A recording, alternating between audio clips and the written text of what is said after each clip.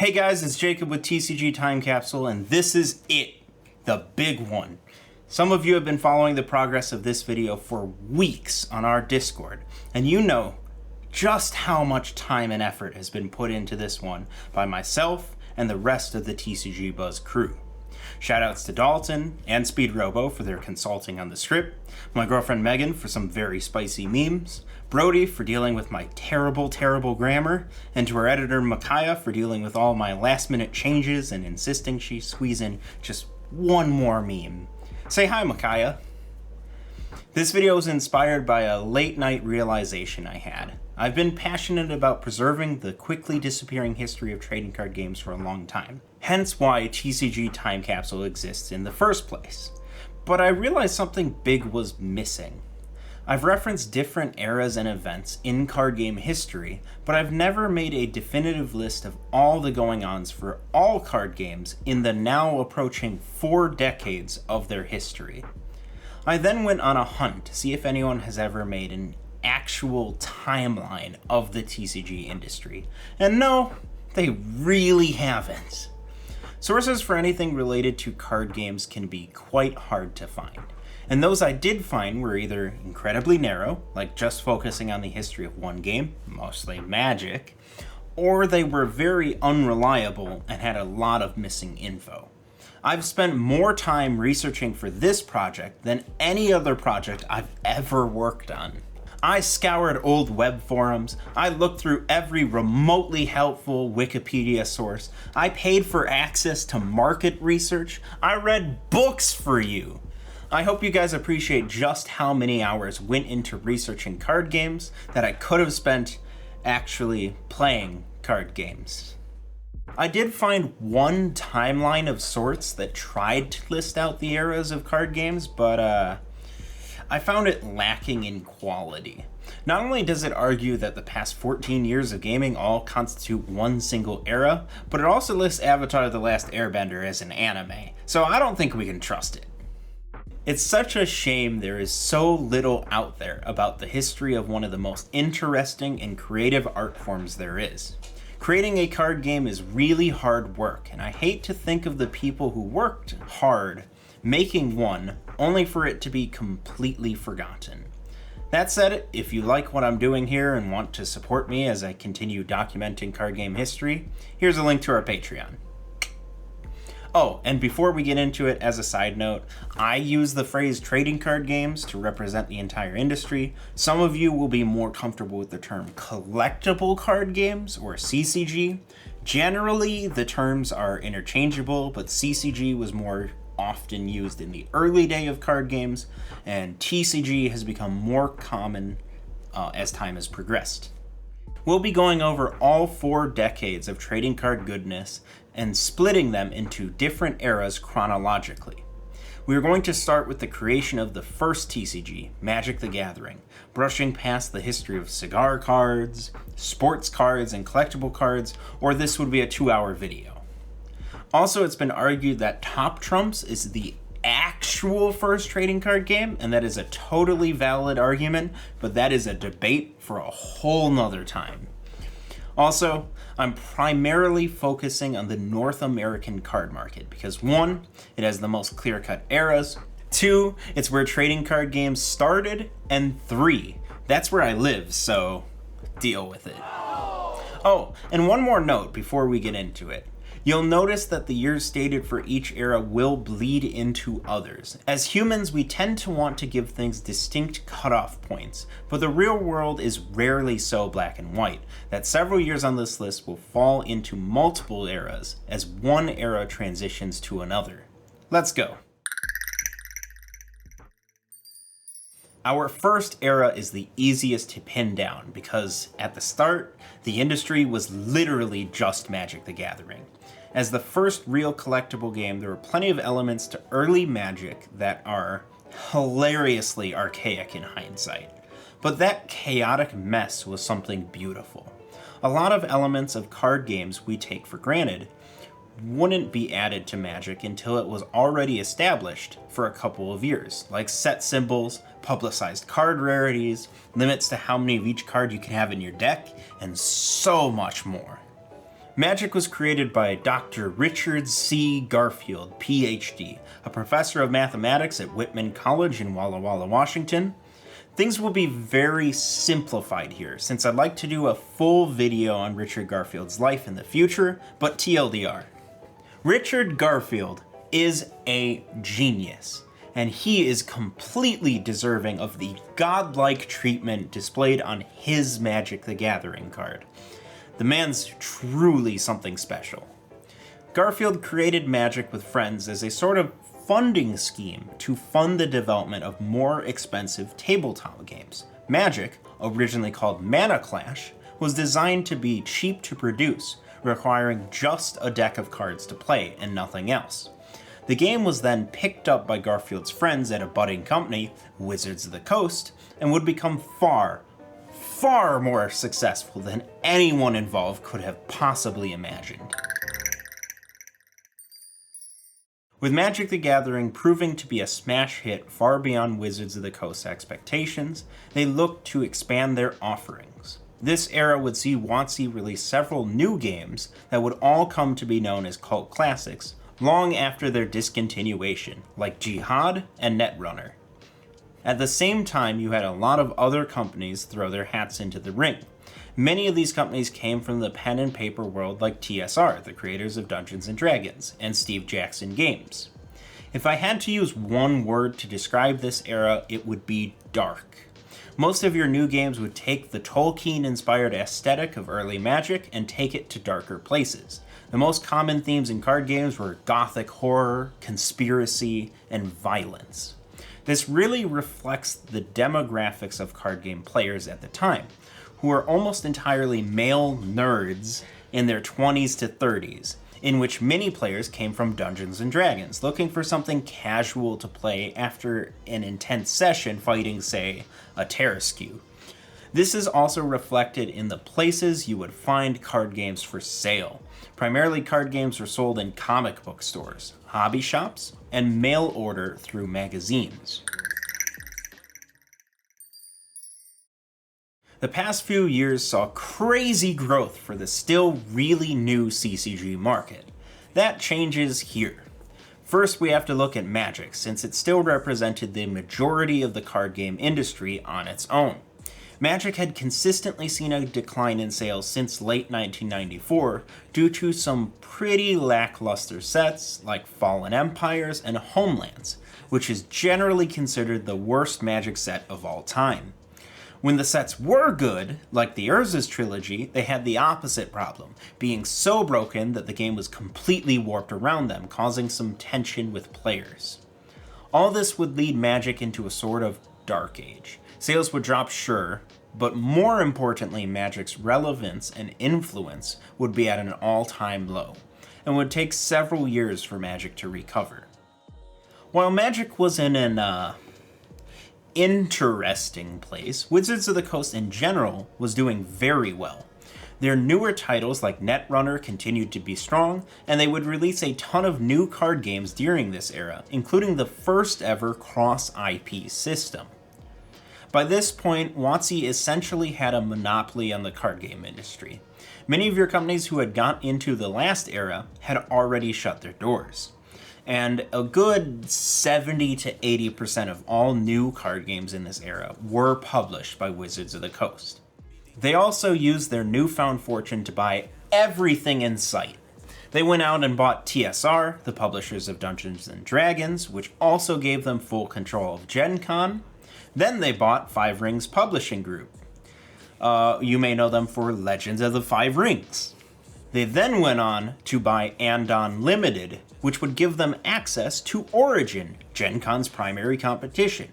They then tried to complete their stranglehold on the market by filing a rather broad patent for the invention of the trading card game, and ordering all other publishers to pay them royalties. This ultimately didn't go very far, since Wizards was actually afraid to enforce their patent in case a judge ruled it invalid. This largely curbed many of WotC's monopolistic urges, alongside threats from legal action from Decipher, who was at this point the second biggest card game company due to riding the massive Star Wars revival with their Star Wars card game. 90s Wizards did not mess around, but even with their stranglehold on the industry, they were unable to stop the general decline of the entire industry. Now, looking back with hindsight, it was pretty obvious it was their fault to begin with.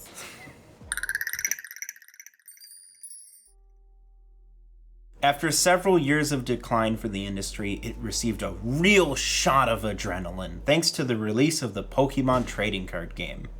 Although it came out in Japan in 1996, it would take till 1999 for the Pokémon craze to take place stateside. Wizards of the Coast licensed the Pokémon card game for distribution and used their expertise with card game publishing to make the game nothing less than a craze. You would then see the release of the Dragon Ball Z card game by Score Entertainment in 2000, and the release of the Yu-Gi-Oh card game in 2002. These three games, and the continued success of Magic, would cause many new card game specific stores to open around the country that would host tournaments, creating a boom for competitive play. Although this era attracted new players of all ages, it particularly did well with children. The news was filled with stories of schools banning all cards due to fights and theft being in the commonplace. I personally remember my second grade teacher confiscating all of my Yu-Gi-Oh cards. I never did get them back. Another major shift from this era was the widespread acceptance of card games from retail stores. Before this era, you usually only found trading cards at hobby shops, comic book stores, and book chains like Borders. But now stores like Walmart, Kmart, and KB Toys needed to get in on that action for some sweet profits. And they are one of the most common places cards are bought at to this day. Well, the ones that still exist anyways. With Pokemon and the like revitalizing the industry, you saw a new breed of copycats. This era is filled with anime card games. While some were masterpieces like Duel Masters, most new card games from this era were bad. Many card games were just released as quick cash grabs or marketing tools for their parent IPs. If I made a list of the worst card games of all time, I'd bet at least half of them would come from this era.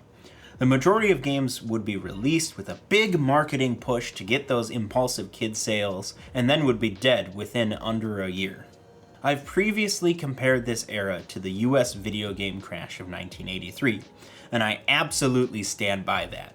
This is the era where many of your original game stores that had been carrying card games from the very beginning would shut their doors for good. There was so much risk involved with covering basically any new card game to come out in this era. By the later years of this era, the bubble burst and very few card games survived. We went from years where you would see dozens of new card games to only a few releases per year. Another major notable event from this era was a major revamp to Magic the Gathering's aesthetics. With the release of 8th edition, celebrating Magic's 10th anniversary, the game would see a drastic shift in its overall card frame design, font used, and clarity of text over backgrounds. Many players were happy to see Magic look like a modern card game, but many others felt the game lost much of its flavor. Well, I mentioned in the last era that the bubble burst for card games somewhere around 2006. Well, things were only going to get worse. You see, we kind of had this massive financial disaster that would lead to the worst economic decline since the Great Depression. And when things get that bad, one of the first things to go are entertainment and luxury expenses. Card games are both of those things. Sales for the industry tanked. Even the big card games saw massive drops in sales and were forced to innovate to stay in the green with new additions like Synchro Summoning, Level X cards, and Magic's new Mythic rarity and Planeswalkers. By this point, pretty much every card game on the market that was niche or less popular was shut down. New games were few and far between because companies weren't willing to invest in such shaky times. Those that did release, like Chaotic, would struggle their entire lifetime. It goes without mention that many more local card game stores would shut down in this period. You would also see some stores convert to an online storefront to try and pull in a larger network of customers. This era is actually the hardest to talk about because, nothing happened. With the recovery of the economy being slow, very few new games were being released. Things were better than a few years ago, but in order for card-based games to succeed, they had to rely on gimmicks like incorporating toys or riding nostalgia for games from previous eras. With the exception of Bakugan, which only barely counts, none of the games from this era would have any staying power. When was the last time you thought of Huntix or Redakai? Yeah, I thought so. This era also coincides with many of those kids who grew up in the craze era of 1999 through 2001, growing out of card games. Some of them ended up like me, being passionate about card games forever, but many either quit entirely or stuck to playing one game for the rest of their card game lives, not experimenting with new, fresh ideas. This era definitely bleeds into the previous one quite a bit, but there are some distinct differences. This era would see the economy slowly recover, and that would have some interesting effects. I see three notable events from this era. 1. We saw the rise of a new game publisher, Bushiroad. This Japanese company would launch several popular card games in this era, like Cardfight Vanguard, Schwartz, and Future Card Buddy Fight. They would never be quite popular enough to usurp the top 3 games, but they would be consistently successful regardless. 2. The mass opening of new game stores. Many of the people who grew up playing card games in the 90s were now old enough and financially independent enough to make their dreams come true by opening their own card stores. My personal LGS, Frost Giant Games, is a great example of this. 3rd is the rise of repack companies, the most famous, or rather infamous, of them being MJ Holdings. These companies would become very successful by buying up overstocked products from major publishers and reselling them in mystery boxes, and by being as shady as possible along the way.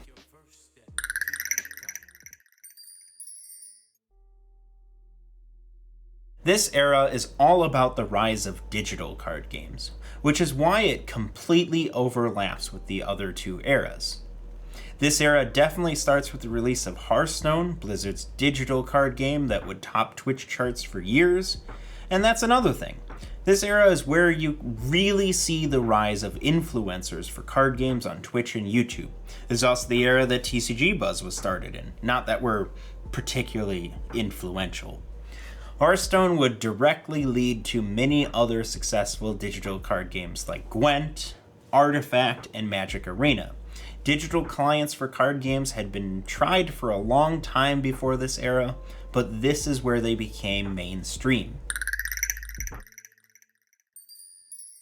This era can be identified by just how strong the market was. Many card games did very well, including some new titles like Force of Will and the Dragon Ball Super card game. Competitive event attendance would reach an all-time high for many games. Even those games that didn't quite become huge successes still led card games to new and unique places. A great example of that would be Lightseekers. There was a general pushback to the norms of card games at this time, alongside a general level of competence in game design not seen before, with new types of resource engines like Chrono Clash's time system or Buddy Fight's gauge system. Another big thing this era would be the explosion in investing in card games. Things went insane, beginning with the financial world taking notice of the money to be made in Magic the Gathering, particularly in the reserve list. After that, you would also see explosions in the value of old school Pokémon and Yu-Gi-Oh! That binder of old cards in your closet might actually be worth something now. Well, here we are, current day. I'm sure I don't have to tell you this, but 2020 was a bad year for card games. If you really need me to elaborate on that, I made an entire video covering it. However, I will note that events in 2019 and early 2020 weren't particularly good for the industry either. Continued issues with various international trade wars increased many games' prices, as well as an overall increase in monetization strategies from major card games. Investing in and collecting trading cards had been a thing long before this era, but this is the era where the companies behind the games took notice and began to exploit it for their own benefit. This has been a tough era for card games, with pretty much every competitive event shut down, and many card games reaching their end. I obviously can't tell the future, but I personally feel optimistic for where card games are headed in the future. You guys watching this video from that future will know if I was right to be optimistic or not, but I don't have future sight yet.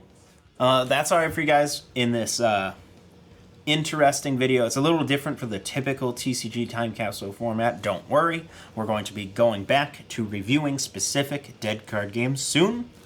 So you want to make sure to subscribe so you don't miss that. And this video took a ton of work, a ton of man hours. So if you'd like to support us financially, there's our Patreon, or you can use our TCG Player affiliate link and buy some cards, and you'll indirectly be supporting us through there. And of course, if you'd like to discuss this or any other topic with us, you can join our Discord. And I'll see you guys next time.